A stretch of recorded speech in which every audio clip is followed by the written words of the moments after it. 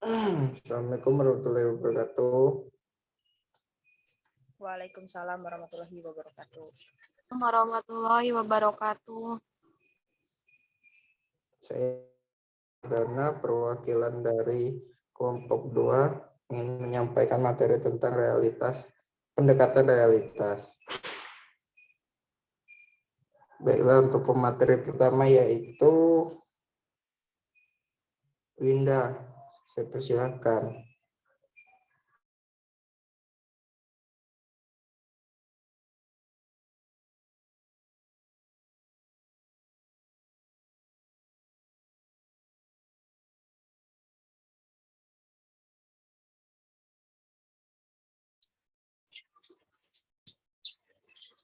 Pandangan tentang manusia.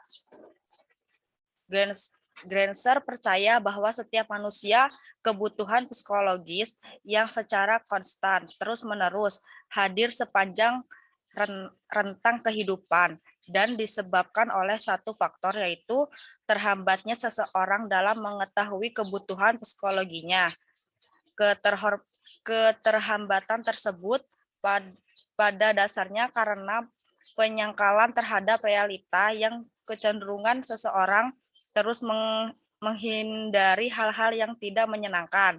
Secara lebih rinci, Granser menjelaskan kebutuhan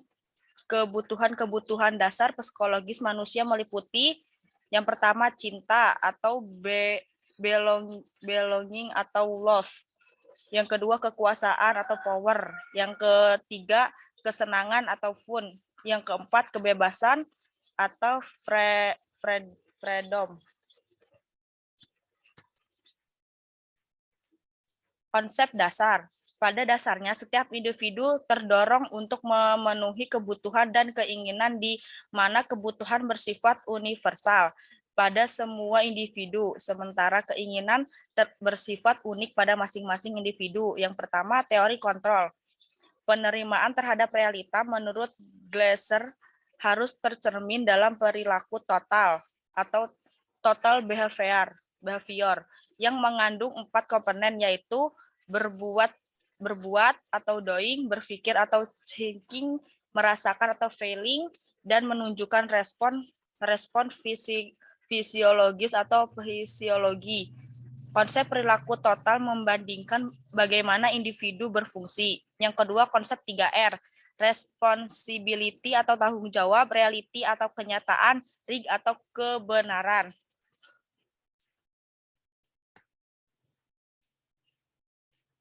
Selanjutnya akan dibacakan oleh Dea. Dan selanjutnya yaitu proses konseling. Pendekatan ini melihat konseling sebagai proses rasional yang menekankan pada perilaku sekarang dan saat ini. Artinya, konseling ditekankan untuk melihat perilakunya yang dapat diamati daripada motif-motif bawah sadar. Menurut Glasser, proses konseling terdapat hal-hal yang membawa ke perubahan sikap, meliputi yang pertama, konseling dapat mengeksplorasi keinginan, kebutuhan, dan apa yang persiapkan tentang kondisi yang dihadapinya.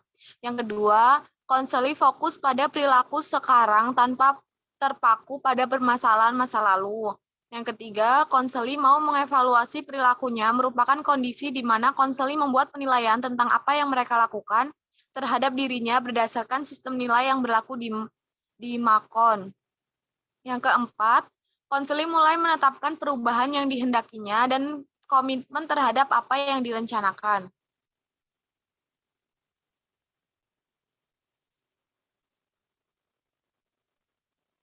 Tahap-tahap konseling. Proses konseling dalam pendekatan realitas berpedoman pada 2 unsur utama, yaitu penciptaan kondisi lingkungan yang kondusif dan beberapa prosedur yang menjadi pedoman untuk mendorong terjadinya perubahan pada konseling. Tahap-tahap konseling yang pertama, tahap 1, konselor menunjukkan keterlibatan dengan konseling atau best friend. Yang kedua, fokus pada perilaku sekarang. Yang ketiga, mengeksplorasi total behavior counseling. Yang keempat, konseling menilai diri sendiri atau melakukan evaluasi. Yang kelima, Merencanakan tindakan yang bertanggung jawab. Yang keenam, membuat komitmen. Yang ketujuh, tidak menerima permintaan maaf atau alasan konseli. Dan yang kedelapan, tindak lanjut. Selanjutnya akan dibacakan oleh Nuril.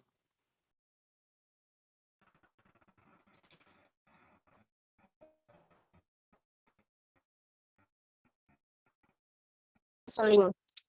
Layanan konseling ini bertujuan membantu konseli mencapai identitas berhasil. Konseli yang mengetahui identitasnya, langkah-langkah apa yang dilakukan di masa yang akan datang.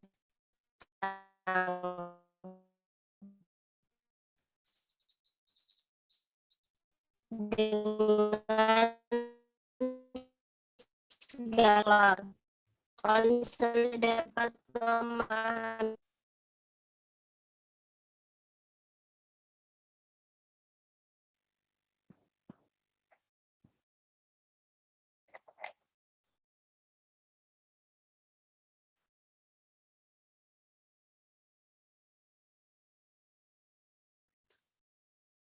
next win.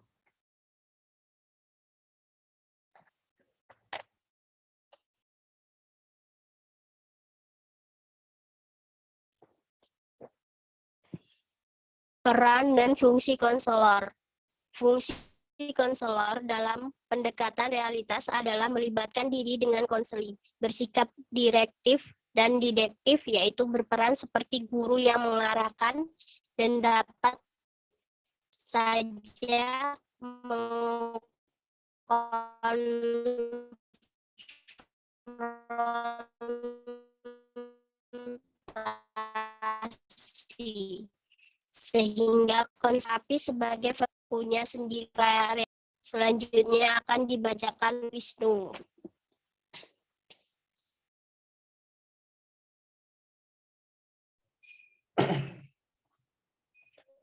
Kesimpulan, menurut Glaser, setiap individu memiliki kebutuhan psikologis yang secara konstan hadir sepanjang rentang kehidupan harus dipenuhi. Dan individu mengalami permasalahan psikologis karena ia terhambat dalam memenuhi kebutuhan psikologisnya. Keterhambatan pemenuhan kebutuhan psikologis pada dasarnya karena penyangkalan terhadap realitas, yaitu kecenderungan seseorang untuk menghindari hal-hal yang tidak menyenangkan. Dalam pendekatan realitas, penerimaan terhadap realita dapat dicapai dengan melakukan sesuatu yang realistik atau reality, bertanggung jawab atau responsibility, dan benar atau right, dikenal dengan istilah 3R. Konsep 3R harus tercermin dalam keseluruhan perilaku konseli. Total behavior meliputi tindakan atau doing, pikiran atau thinking. Baik, sekian mungkin materi yang bisa kami sampaikan. Kurang lebihnya kami mohon maaf. Jika ada yang ingin ditanyakan, boleh.